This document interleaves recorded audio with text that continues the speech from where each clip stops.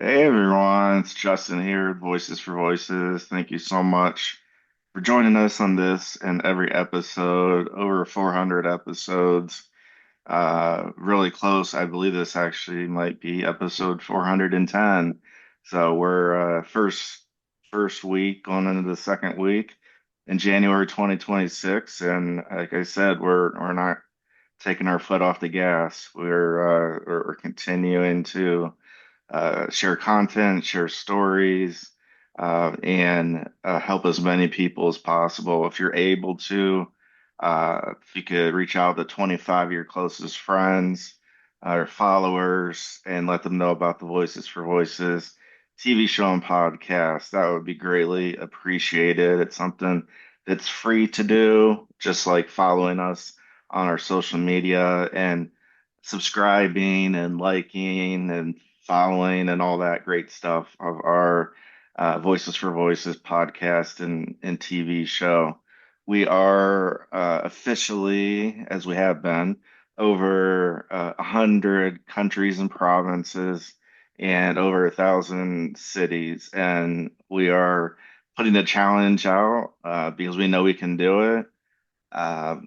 There's no reason we can't reach 300 countries and territories and 3,000 cities worldwide. It's because of you we're here, and we know that we can continue to reach more and more people uh, on that road to helping 3 billion people over the course of my lifetime and beyond.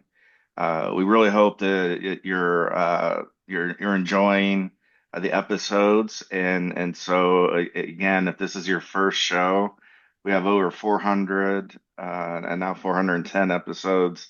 So there's at least probably 30 or 40 episodes at the very least that really would talk to you as far as guests and topic.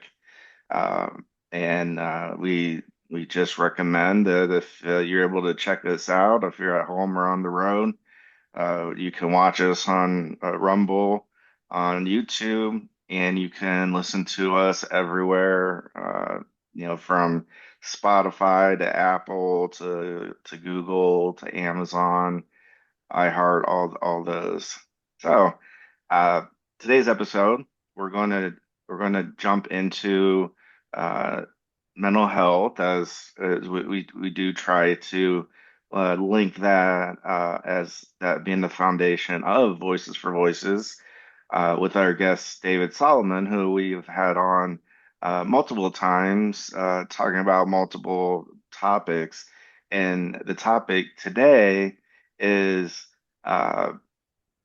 well, David will be doing the explaining, but just to give a little context, he's going to be talking about his mental health and how that relates to an injury, an eye stroke that has happened, and so he's going to talk through, what that is, what that healing process is, how it's affected his mental health, and really to be again an inspiration as he always is on our show. So, David, welcome again to the show, and thank you for joining us. And feel free to take the floor.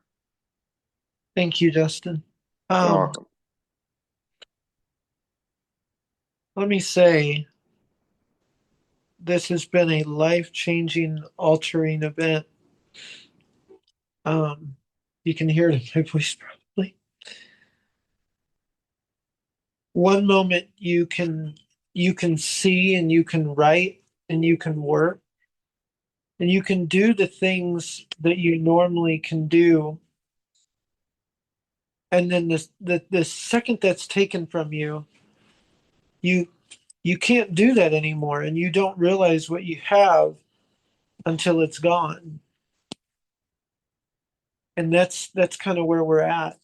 And um, thanks to my wife, she's really helped out that way with with trying to make me see that you know you're going to make it through this. And she herself has battled a diagnosis of ADHD, which is attention deficit disorder.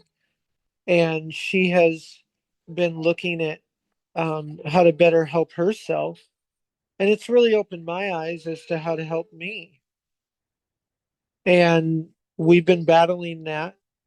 Um, and when this happened, it was an accident and Christmas, and um, it just happened overnight. And one moment you can see and you can look at light and you can write and you can watch TV and you can look at your kids and you can eat and you can do all these things normally, and then within a split second everything is just taken from you. It's just ripped from you, all of it just ripped. And that's what has happened now, is it's been ripped. And it's just been um it's been life changing and heartbreaking. The pain that I've endured is nonstop. The triggers that trigger the pain are nonstop. The emotional distress of not being able to write for a very long time is nonstop. And it's so hard on the body. We take for granted, the things of life, like being able to see. We don't think of how that affects us. It affects us in life because you got to see in order to live. There are blind people out there, don't get me wrong, there are, but you have to see in order to live a normal life. You have to watch TV, you have to read, you have to write, you have to cook, you have to clean, you have to help out, and you can't do these things if you can't see.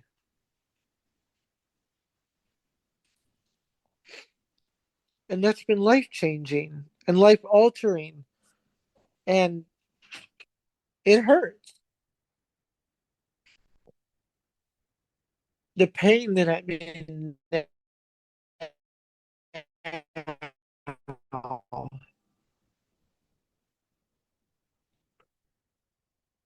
is 50 times worse than I've ever been in my life.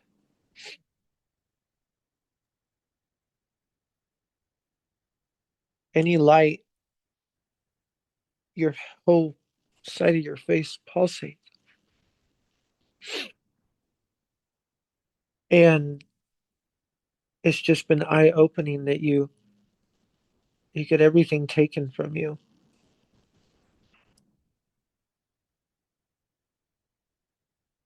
Just like that. How this happened was an accident. I'm not going to say everything because it's not my place, but I'm going to say let this be a lesson to some people, because part of it was my fault, but another part was someone's anger getting out of hand and not thinking about the consequences of what happens next. That's what I'll say to that.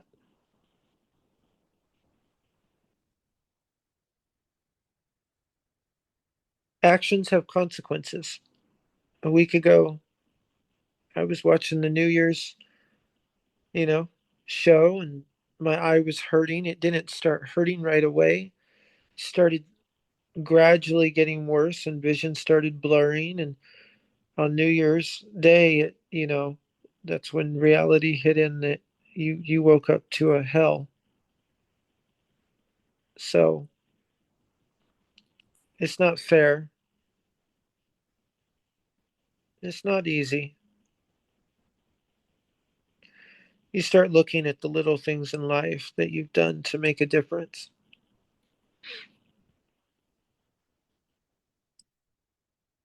You look at all the people that, you may have wronged in life, or maybe they wronged you.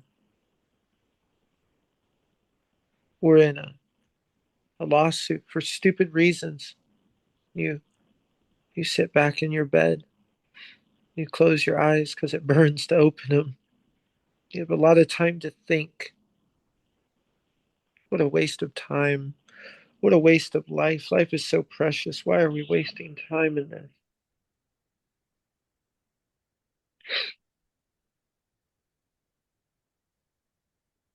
Just 8 days ago, I was writing a book in San Bernardino County. It was based on San Bernardino County. And I'd been there with my mom. And out of nowhere, the next day, you can't see to do it. It's been so emotionally draining to go backwards as a writer and as a creator and as a father and as a husband, and to watch yourself decline before you get better. This type of injury takes a long time to heal. So I don't know when I will write again. Thankfully, I will. It takes a lot of treatment, a lot of rehab to train the eye again.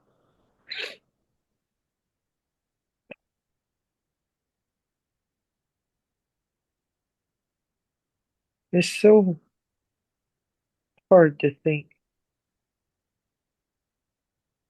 All these people, so much hate on me, like for being a survivor of human trafficking, and then this happens, and you just close your eyes and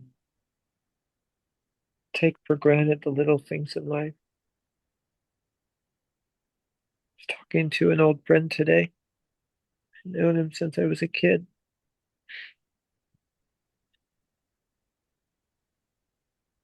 He reminded me of why I write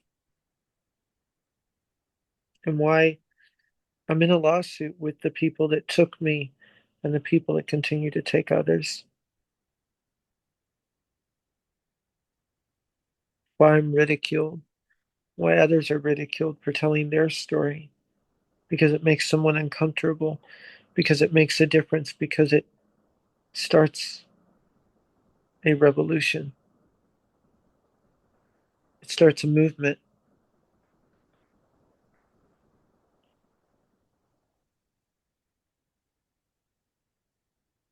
It's been heartbreaking all night as the pain got worse. No sleep.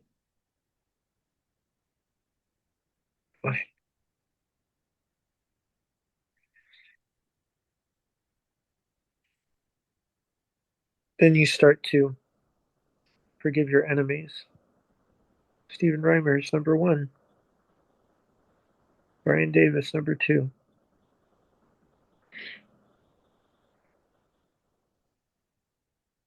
Mindy Davis, number three. Scott Miner, number four. And the list goes on. You start going over your woes of what could I do better? And when I get my sight back, what can I do to improve? What can I do to make a better life for my family and not fail them? It's hard, but you have a lot of time to think. So they can take your eyesight away, but they can't take your brain away. It doesn't hurt to think, it just hurts to see or to move or to walk because you get dizzy and you fall. But it's been an eye opener. It's hurt.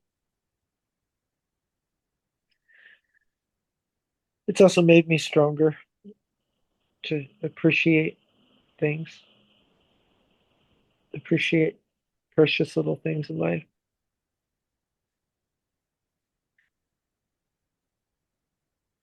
and appreciate where people are coming from.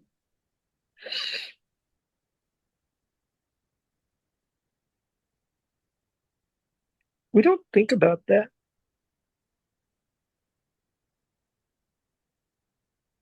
We are so blessed to live in the United States and not Africa, where they're scrounging for a banana for dinner right now. Kids are. They're doing it. So blessed.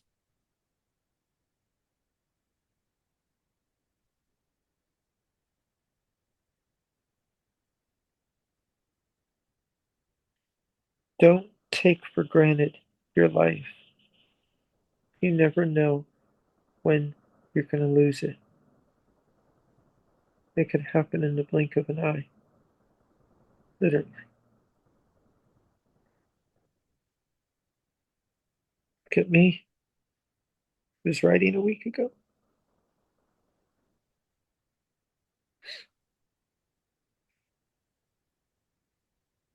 Now I can't even put a word on the paper. And all I know how to do is write. So it's very hard. It reminds me of when I came back from being trafficked. I was in a car accident. Hit and run.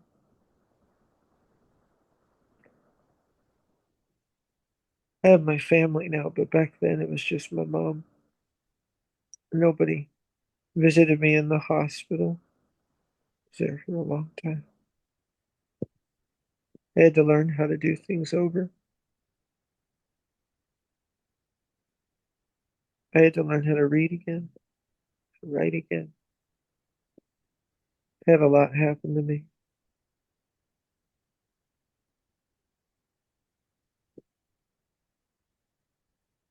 It was so hard. And this feels like a repeat of history.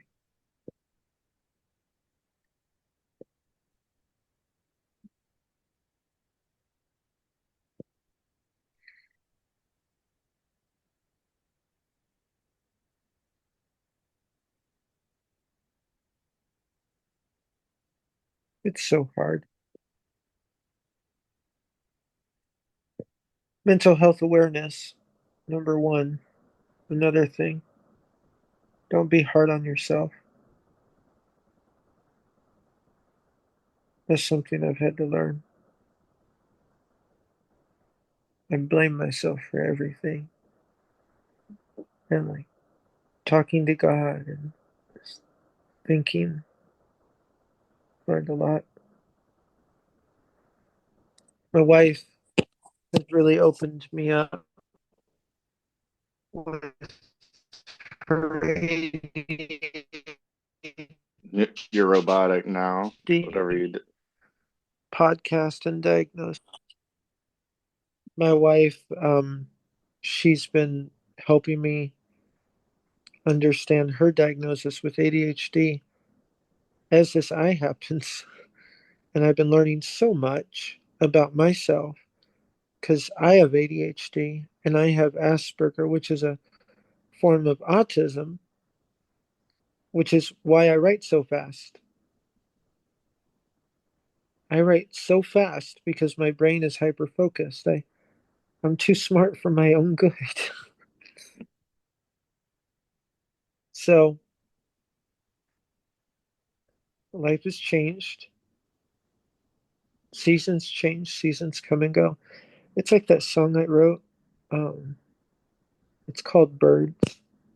It goes, seasons come and change, seasons come and go. Life will never die, die, die. Anyway, I wrote it. It talks about death is always temporary, and sometimes you have to let go in order to fly. And then I know that we will make it. I know that it's not easy, but we have to make the change. And as the seasons change, life changes with it and it will get better. I wrote that um, I wrote that when I knew my mom wasn't going to make it. It's by Imagine Dragons. It's a ghost written song.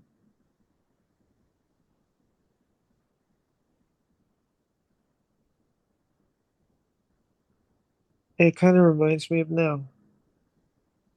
You don't know where you're going to go. And so many circumstances I've been in where you just find yourself and you don't know where you're going to go from here. So that's where I'm at. One second.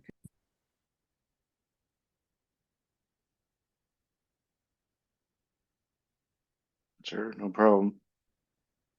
Justin, you can reiterate what you think of mental health for a minute. Give me one.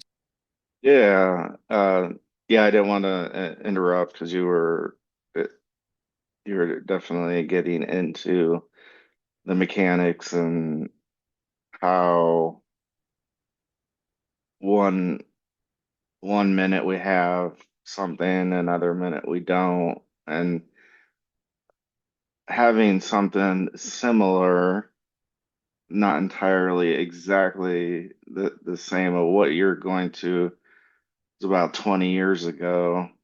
Uh, I had something again similar, uh, not exactly the same, but I remember the same feeling. I didn't have the same appreciation for the mental health at that time, but I did have afterwards the appreciation of being able to again, it's like David said, just do regular to us regular things, and when it's there, we take it for granted sometimes, like, oh, well,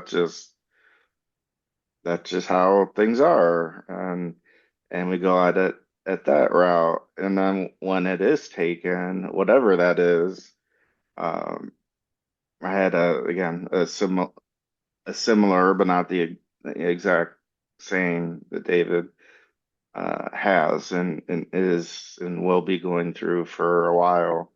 Um, it really it it really does. It just teaches you like one day you could have something and the next day it could just be gone, just like a snap of a finger.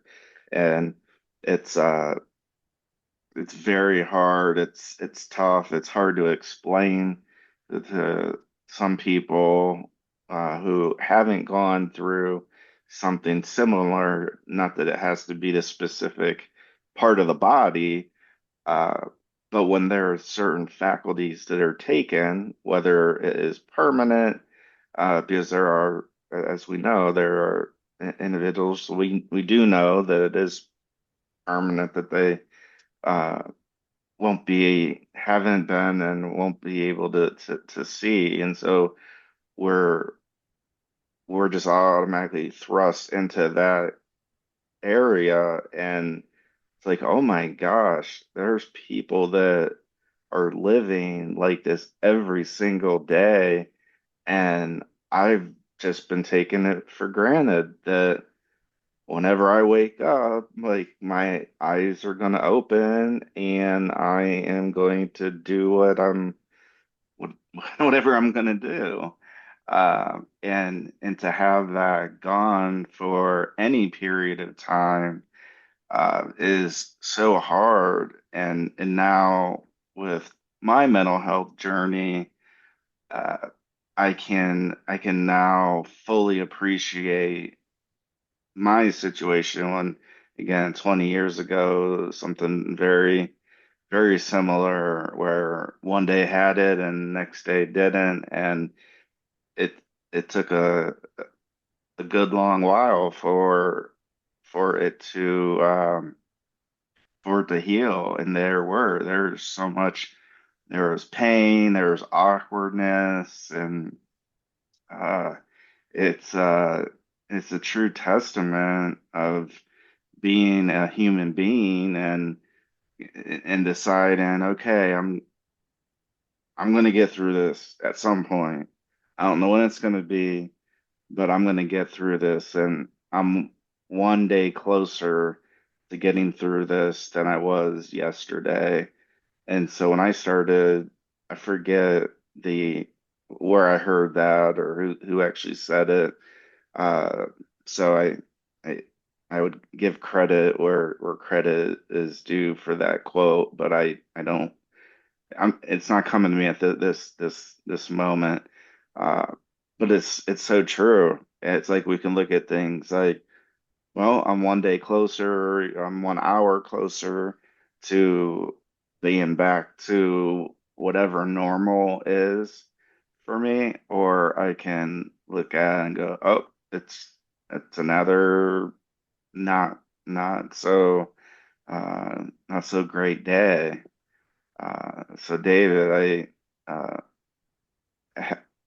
well, while not knowing exactly how you're feeling, having a similar life-altering event, again, and for me, the same thing. Half of it was my fault, and half of it wasn't. It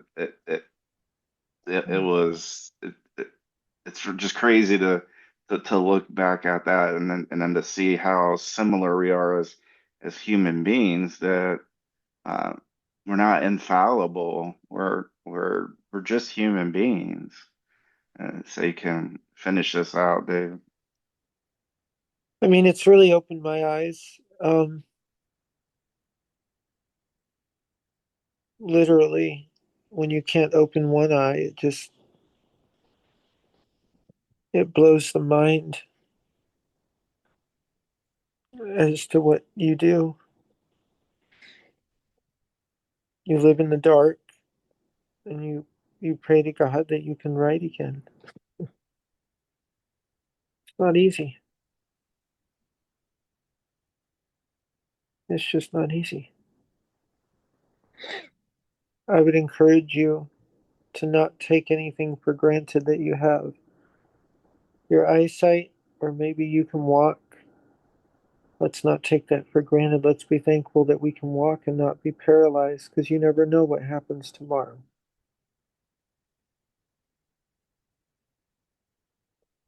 My mom once said, is this the story of how you live and die, or how you die and live? Wise words from the wise woman.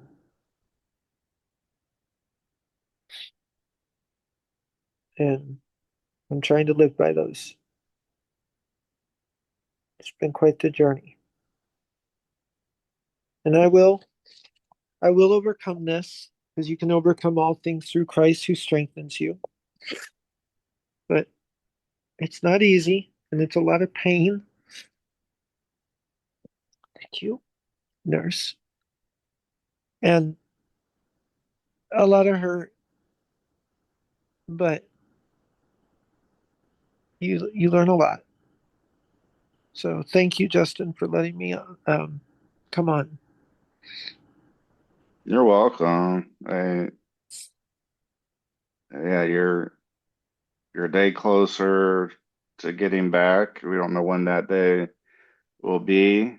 Uh, but again, yeah, wise words by your mom. And it's that type of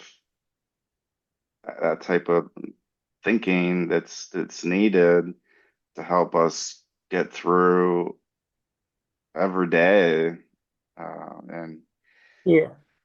always have a spot to be able to share, especially when you know when we were talking straight up about mental health, and you can't get more mental health than this story. So remain strong and wish as the healing goes that uh, you're just kind of at the beginning of that.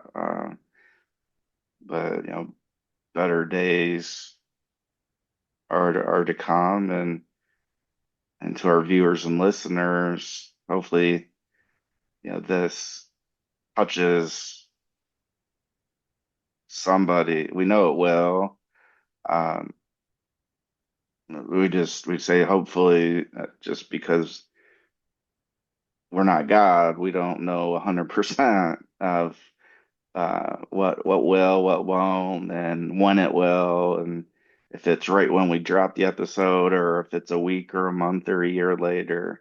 But we know that this is going to help, uh, and help people all over the world, and that can't be closer to the truth of what we are, Voices for Voices, with our podcast, TV show. If you catch any of our TikTok lives, and the same with Mythical Creatures Around the World, which we acquired, just still under, will still remain under David's leadership. We did that towards the tail end of calendar year 2025, and uh, we'll be back as soon as humanly possible, with posts. But we would invite you to, uh, yeah, the Facebook group Mythical Creatures Around the World.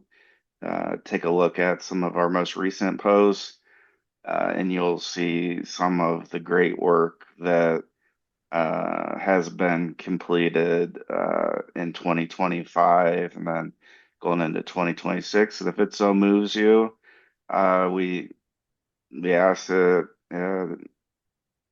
maybe make a purchase, and we guarantee that it's going to be well worth it. And the work that we put out, all of it is intended to help. And so any type of production or publishing, media, entertainment, uh, theme park, even though we had to come out with a PR statement about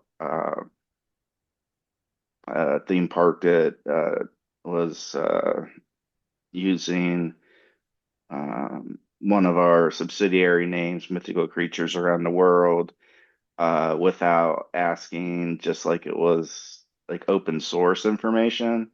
And Mythical Creatures Around the World is not open source. It's protected under Voices for Voices in the United States Patent and Trade Office. So that was part of the strategy that David and I were looking at, uh, because it's a great entity. And when people knowingly or unknowingly use your name, your organization, without giving credit, and that's happened, unfortunately, just too many times to too many people, not just David and us, but it happens to too many people, where they don't get the credit, they don't get the royalties, and so that's why we come out transparent, and we talk about the issues that are happening as they happen, because that's the organization we are. So as soon as we learn about things, we come out and we address them, because that's that's who we are. That's how we handle things. That's how a business, we are a nonprofit, but that's how any business handles things. We could either wait and wait and wait months and months and years, or we can come and we can talk about it right now when we're in the developing phases, so people know darn well that you can't use Mythical Creatures Around the World without David's blessing and our blessing, uh, and especially not giving credit where credit is due. So, uh, yeah, you're going to see a lot of Voices for Voices, a lot of mythical creatures around the world. Uh, Here in 2026, yep, we have a little bit of a hitch, um, uh, with David's injury. Uh, but don't blink too long because I'm not trying to use that as an analogy or anything, but don't look away too long because you might miss something. So, all our viewers and listeners here in the United States, across the world, help us reach 300 countries, 3,000 cities. We're currently at 100 countries, 1,003 cities across the world, and I know we can do it. And if you reach out to uh, some of your followers, some of your friends, and just let them know about Voices for Voices, it's all free to do. Just get a group chat going, or make a post and tag Voices for Voices, because we're on all the main social media channels.